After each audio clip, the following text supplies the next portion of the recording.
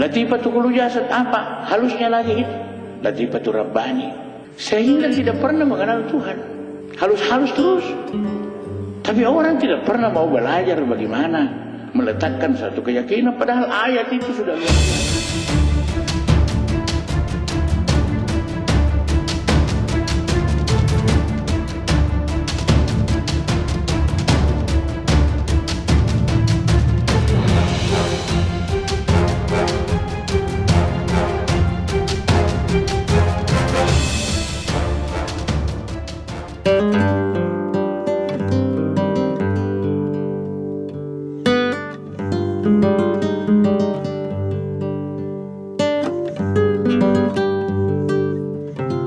Tegasnya kita ini adalah ciptaan yang terbaik dari Allah Subhanahu wa Ta'ala.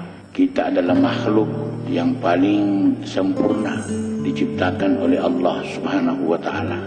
Bahkan manusia itu adalah merupakan mitranya Allah di dalam hidup dan kehidupan ini. Jika tidak ada manusia, maka tidak ada yang ditemani oleh Allah Subhanahu wa Ta'ala. Allah Subhanahu wa Ta'ala dalam kesendiriannya itu tidak mau lama-lama. Lalu dia menciptakan manusia. Dia menciptakan manusia ini bukan dengan memakai alat, tapi dengan dirinya sendiri. Dia menciptakan manusia dengan tajalli.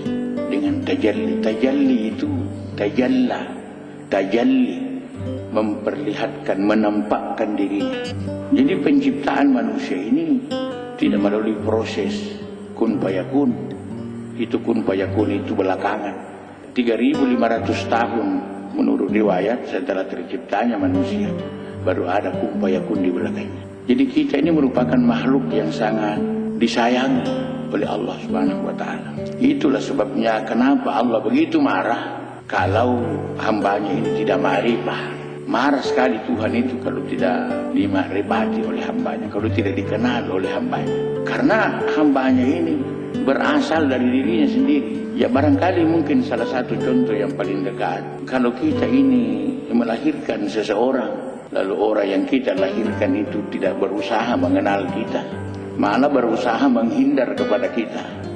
Itulah sebabnya di dalam suratul Waqiah dijelaskan wa qalilum minal akhirin, sedikit sekali orang itu yang sampai kepada akhir.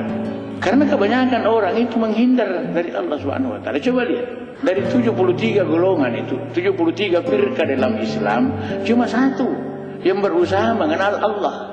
Yang 72 itu tidak. Jauh. Ada yang main latifah. Itu latifah itu orang bingung sebenarnya. Saya mau maaf itu kalau ada yang bermain latifah. Karena latifah itu tidak pernah ada ketentuan. Latifah itu merupakan kehalusan atau halusnya, seperti latifatul qalbi. Halusnya qalb apa? Latifatul roh. Halusnya roh apa? Latifatul khafi. Halusnya latifatul khafi apa? Latifatul sirri. Apa halusnya? Latifatul sirri. Latifatul kullu jasad. Latifatul kullu jasad apa? Halusnya lagi itu. Latifatul rabbani. Sehingga tidak pernah mengenal Tuhan. Halus-halus terus. Tapi orang tidak pernah mau belajar bagaimana meletakkan satu keyakinan, padahal ayat itu sudah luar biasa. Wa'budu rabbaka hatta ya'tiyakal yaqin. Sembahlah kepada Tuhanmu sehingga datang keyakinan kepadamu. Ini tidak pernah ada keyakinan. Dia main latifah terus latifah. Ditanya apa itu latifah, dia juga tidak tahu. Mereka menarik sikirnya dari bawah, dari pusat, tahan nafas, tarik naik, sorong ke kanan, lempar ke kiri. La ilaha illallah, la ilaha illallah. Sampai berbau daging bakar, seperti daging dibakar ini. Itu ukurannya baru bisa pindah latifah, naik ke latifatul roh. Ini belum diperiksa ini oleh guru. 2 jari di bawah susu kiri. Jadi orang belajar tentang ma'rifah ini susah sekali, Pak. Sebenarnya tidak susah, cuma memang sengaja dibikin susah. Karena ini juga mata pencaharian. Kalau terlalu cepat dapat, berarti Anda tidak mau datang lagi. Dan apa yang kita ajarkan itu sebenarnya adalah ilmu-ilmu Allah Subhanahu wa Ta'ala. Coba kita lihat tadi itu dalam surat At-Tin itu. Allah bersumpah luar biasa. Laqad khalaqnal insana fi ahsani taqwim. Jadi kita memang diciptakan di dalam bentuk, di dalam kejadian yang paling baik. Bentuknya sudah baik, kejadiannya dari yang terbaik, tidak ada di atasnya. Kenapa? Dia dari Allah. Adakah lebih baik dari Allah Subhanahu wa taala? Ini harus didakwakan keluar ini supaya orang yang memiliki ilmu tidak merasa kecil, tidak merasa minder. Karena semakin hari nanti semakin akal yang bekerja. Kalau akal yang bekerja itu senantiasa bernuansa material. Senantiasa bernuansa material, tidak bernuansa spiritual, rohani. Padahal yang kita butuhkan di sini adalah rohani. Allah Subhanahu wa taala ini tidak boleh kita tidak ingat di dalam satu detik. Tidak boleh. Dosa. Makanya orang-orang yang sudah disukai Allah yang mengingat dia, bukan dia lagi yang mengingat Allah. Tapi itu kan perjuangan. Sekarang kita ini sama-sama berjuang mengingat Allah. Tapi lama-kelamaan kita bukan lagi mengingat Allah. Justru kita yang diingat oleh Allah Subhanahu wa taala. Kalau kamu sudah diingat Allah, itu pasti kamu tidak bisa lupa lagi kepada Allah Subhanahu wa taala. Karena kamu yang sudah diingat. Ada juga orang berdoa, "Ya Allah, saya mau ingat Engkau." Tidak bisa juga karena ilmunya belum. Keyakinannya belum. Nah, makanya kita ini berusaha bagaimana kita mengenal secara teori, lalu kita praktekkan. Sehingga apabila kita berbicara, yang berbicara itu bukan kita lagi. Sudah dia yang bicara. Yang kosong juga aku, yang banyak juga aku. Kau cukup ingat aku. Kau cukup Allah ingat aku. Kalau saya ingat sesuatu, itu hakku. Saya punya hak. Jangan kamu larang saya mengingat sesuatu. Kamu cukup datang kepadaku. Kalau engkau dengan aku, lalu terlihat sesuatu, aku yang melihat.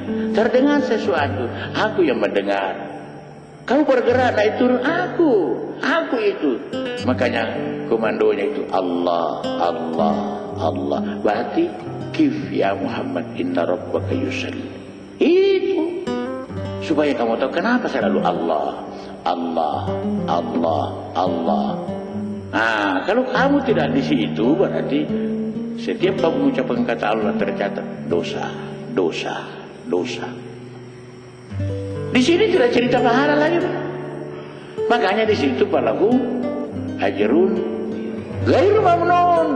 Itu artinya ghairu mamnun, tidak terhitung, tidak terkira-kira. Itu ghairu mamnun.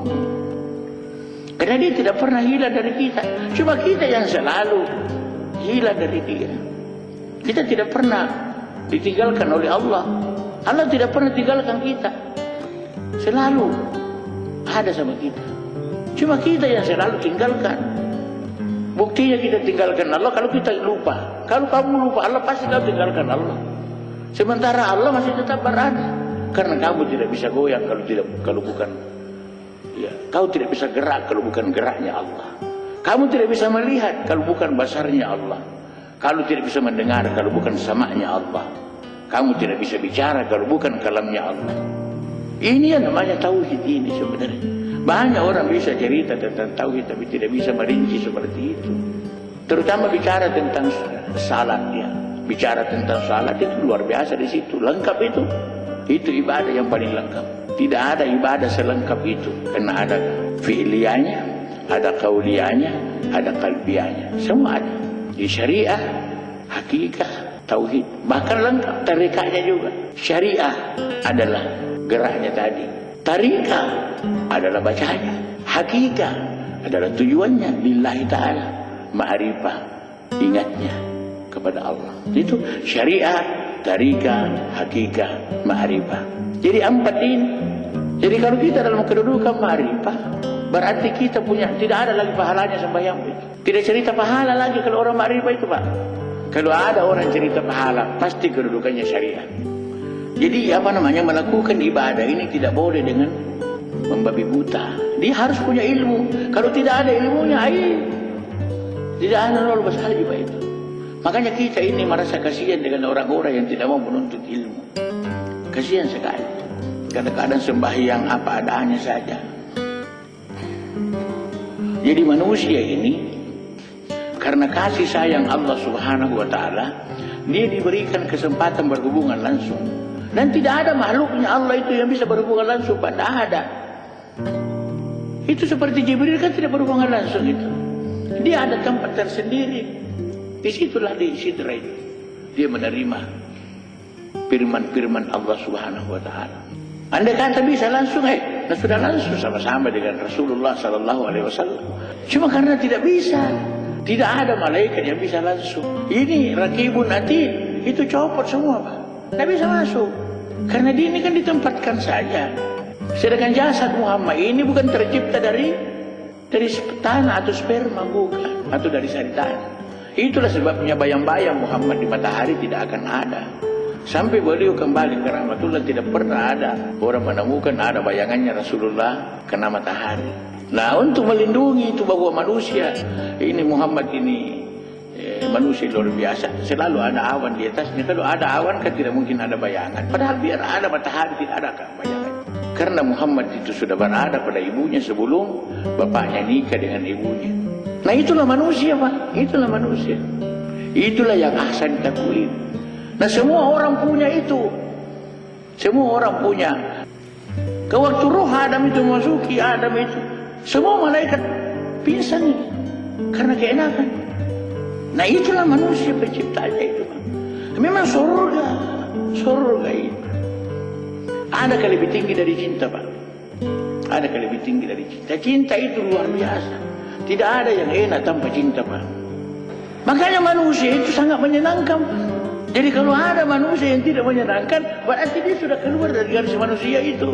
Pokoknya ada manusia ke sana dibenci, dia kena dibenci, dia sudah keluar itu, dipecat itu. Manusia itu ke utara, ke timur, ke barat, ke selatan harus disenangi. Contoh Rasulullah Sallallahu Alaihi Wasallam. Sampai kembali menghadap Allah tidak ada musuhnya, tidak ada musuhnya. Yang dimusuhi dari Nabi itu adalah agamanya, ajarannya itu. Kalau pribadinya tidak ada, karena dia mencerminkan manusia utuh, lahir, batin. Itu. Kita juga harus berbuat seperti itu. Beliau rahmatan lil alamin, kita juga umat yang rahmatan lil alamin. Selalu membawa ketenangan, membawa kesenangan. Jadi karena itu jaga ini. Belajar betul-betul dan menghadap kepada Allah betul-betul. Itu seperti sembahyang tengah malam, tolong dihidupi itu. Kalau itu tidak sembahyang, tafakur, taubat kepada Allah, atau diskusi sampai subuh, tidak apa-apa. Yang penting ada ibadah. Itu seperti kita diskusi itu tengah malam. Itu luar biasa itu, Pak. Satu malam kita berdiskusi itu, mungkin orang salat tahajud 1 tahun masih lebih tinggi satu malam ini. Karena satu tahun kamu tahajud untuk pribadi, tapi yang kau diskusikan itu bukan untuk dirimu sendiri, tapi bisa kau dakwakan kepada orang lain. Bisa orang jadi baik karena kamu. Makanya ini agama adalah wasiat utama. Wasiat utama, intaraka khairanil wasiyah. Agama ini adalah merupakan wasiat utama. Yang kedua adalah harta benda diwasiatkan, tapi yang paling utama adalah wasiat agama. Supaya kita sepeninggal kita, anak-anak kita jangan sampai salah. Kalau dia salah, kita juga mendapatkan salahnya. Nah, sekarang kalau kita itu takbir, kita mengucapkan Allah. Allah itu apa artinya? Iya, Allah Akbar, Maha Besar. Nah, bagaimana caranya Allah Maha Besar? Bagaimana besarnya Allah Subhanahu wa Ta'ala? Ya, bagaimana? Bagaimana kita bisa mengatakan seperti itu kalau tidak benar? Berarti takbir kita ini termasuk takbir golongan munafik. Nah, innal munafiquna fi darkil asfali minan nari. Pantaslah kalau orang sembahyang takbirnya salah dibakar dalam neraka wail. Tentu kita tidak mau itu. Lalu kita terpaksa harus belajar. Itulah sebabnya kenapa takbir itu ihram. Kenapa takbir itu ihram? Dari kata haram. Kalau ihram itu diharamkan, hindari itu, tidak boleh kamu di situ. Tapi kamu harus wajib menyebut. Kamu diwajibkan menyebut Allah, tapi tidak boleh kau jadi Allah. Nah, untuk tidak jadi Allah itu harus dengan ilmu. Nah, apakah Anda yang sudah salat itu sudah punya ilmunya tentang takbiratul ihram? Kalau tidak, tolong dipikirkan.